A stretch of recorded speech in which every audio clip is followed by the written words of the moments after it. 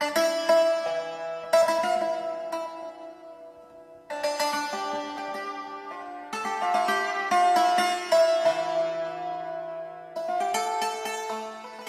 asrlar davomida tabiat dunyosi bilan ichak-ishib yashagan. Jumladan tabiat qonuniyatlarini hurmatlab, tabiat ne'matlaridan zo'q elib yashagan. Bulut so'ygan cho'qqilardan nozik, puroqliq, besanoq doğruluq o'simliklarni, qimirlaydigan ufshoq jonliqlar ichidan ajoyib shifoyi dorilarni bayqagan, topgan, ishlatgan.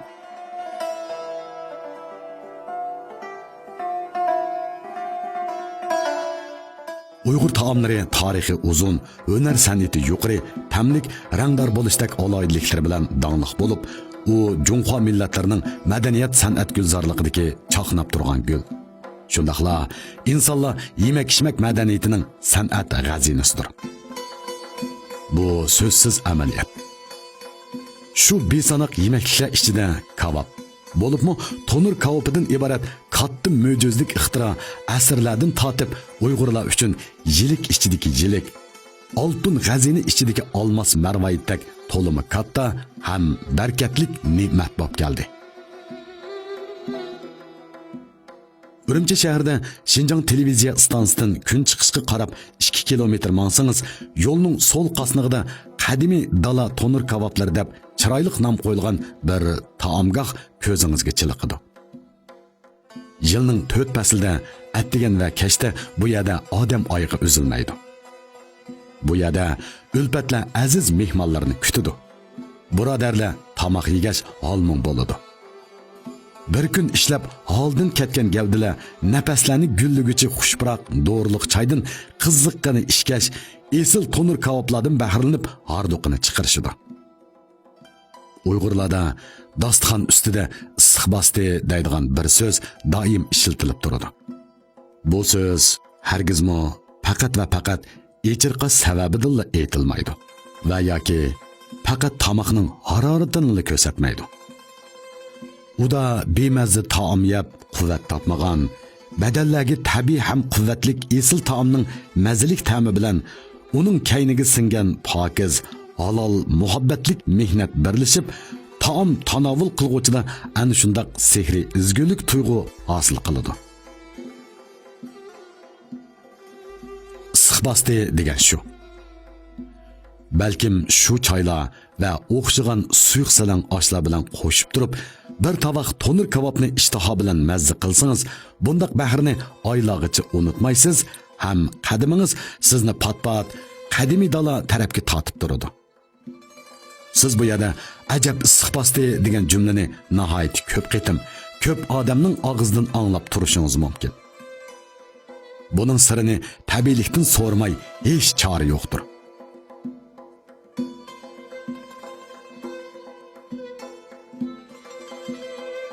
Qadimiy dala tonur kebablarda paxlan go'shi kebabidan boshqa yana beliq kebabi, g'oz kebabi, undan boshqa go'shnan, go'sh kirdi qatorliq yerlik alohida taomlar bor. Tonur kebablari asosan yerlik erkak paxlan, erkak o'g'loq go'shtidan etildigan bo'lib, uningga bug'doy uni, tuxum, oqmush, qarmoch, zira, piyoz, tuz qatorliqlar qo'shimcha xom ashyo qilinib, boshqa hech qanday tetitqo ishlatilmay, jangalda o'sgan quruq yulg'un, to'g'raq daraxining o'tinini qalab, cho'g'i tushirilib, qiyma kebab, ziqliq kebablar kebabdanda. Osma kebab va butun kebablar sho'r tonurda dumlab pishiriladi. Siz hatto bu yerda sopol qoch qo'shiqni uchirtanmaysiz.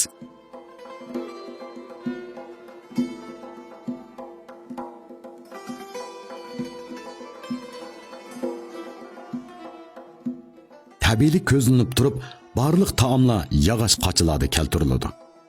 Yog'och qo'shiq va sirsiz cho'kalarda tanovul qilinadi.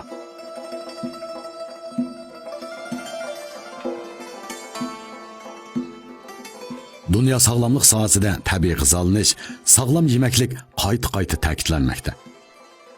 Uyg'urlar yemaklikka azaldan butun ishqi mehnati, halol tarni singdirib kelgan. Pokizlikni so'ygan ham pokizlik uchun vujudini beg'ishlagan. Biroq bugungi kunda tabiiylikni saqlab qolgan, ham izchil davomlashtirib kelayotgan, ham quvvatlik, ham tabiiy taom ishlab chiqaruvchilar kun sari ozayib bormoqda. qadimiy dala tonur kavablari tabiiy taom izlagan qalbingiz uchun huzur baxish katta xosxonadir.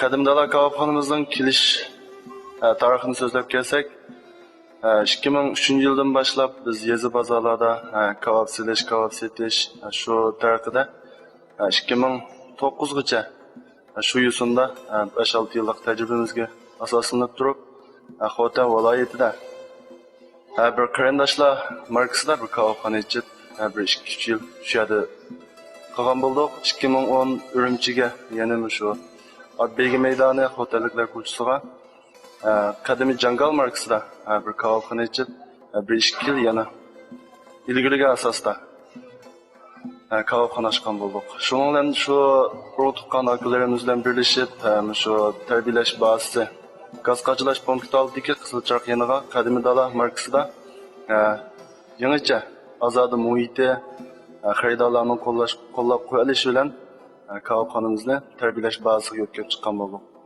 Ta hamda 2010 yildan 2017 yilgacha hozirgacha bo'lgan sharoitda kichiklikdan cho'nglikqa, ozlikdan ko'plikka zo'rayib, hamda hozirgi taraqqiyotimizda bir 300 kvadratdan 900 kvadratgacha cho'nglikda do'kon ko'lamimiz bor. Bir 35 xillik kebab turimiz, bir 30 dan ortiq ishchi xizmatchilarimiz bilan mana hozir sizlardan yuz ko'rishib turibmiz. Kebabxonamizda asosliq shu kebabni asos qilgan qo'shimcha ata-bobolarimiz iste'mol qilib kelayotgan uy taomlari, shu sho'rpaloq, yugura degandek tamoqlar bilan qo'shimcha qilingan. Undan boshqa alohida kebablarimiz bor. Shu hozirgi 15 yil jarayonida bizniki shunchalik bo'lishimizniki sabablari shu. Kebabxonamizning asosli kebab turlaridan butun qo'y kebab, tunurniki. Onun başqa qirin kömür kebab bilan tavus kömür kebab bor. Onun başqa tunurniki ko'mach, go'shtdan samsılar. Onun başqa joz asma kebab, chaplama, tiklama kebablar degandek. Undan başqa kebabxonamizda yana shu zixli kebablarning turi sal ko'p bo'lib, har xil bachka, kebab, biliq kebab degandek shu turlarda taraqqi qilgan. Hamda kebabxonamizdan hamda hozirgi go'sht ishlatish ehtiyoji yeshil, tabiiy yerlik paxlalarni ishlatish talabi bilan kundalik go'sht ishlatish sonimiz 25 dan 30gacha bo'lib, shuning og'irligi 350 kilodan 400 kilogramgacha go'sht ishlatib kelyapmiz. Go'shtning kelish manbasi bo'lsa cho'chak, Oltoy, Turpan, shu taraflarning yerlik paxlarini tanlab turib, go'shtning yakka og'irligi 13 kilodan 15 kilogacha talab qilinadi. Hamda go'shtning beqilish sharoiti tabiiy shu yemekliklar bilan o'zimizdan shu tabiiy yeshil yemeklik yeyish iste'mol sevimizdan eshiga qarab go'shtga bo'lgan talabimiz yuqori. Shu go'shtlarni tanlab ishlatamiz.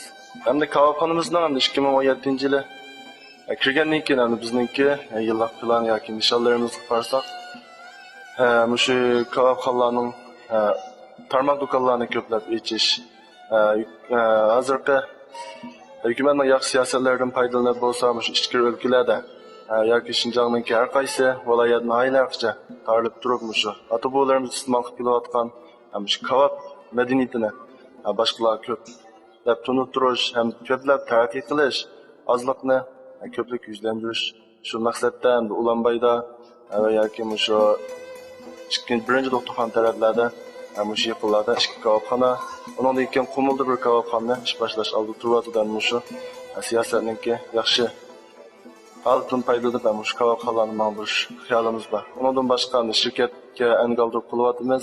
Kebabxonamizni ham yildan-yilga taraqqiy qilishi, ham hozirgi taraqqiyot qilmaslik uchun shu planlarimiz bor.